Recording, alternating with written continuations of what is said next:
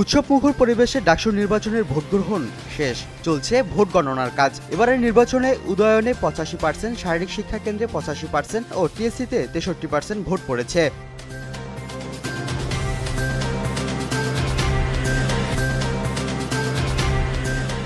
রাষ্ট্রপতি মোহাম্মদ শাহাবুদ্দিনের কাছে বার্ষিক প্রতিবেদন হস্তান্তর করেছে বাংলাদেশ জুডিশিয়াল সার্ভিস কমিশন। দুপুরে বঙ্গভবনে এই বার্ষিক প্রতিবেদন দাখিল করা হয়।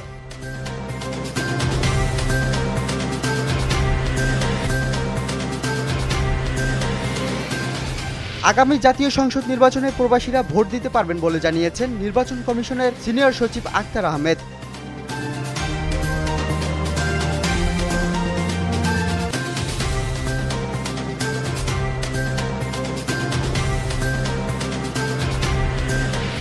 সংস্কৃতি বিষয়ক উপদেষ্টা মোস্তফা সরোয়ার ফারুকীর সঙ্গে সৌজন্য সাক্ষাৎ করেছেন বাংলাদেশে নবনিযুক্ত পাকিস্তানের হাই কমিশনার ইমরান হায়দার। বিকেলে সচিবালয়ে এ সাক্ষাৎ করেন তিনি।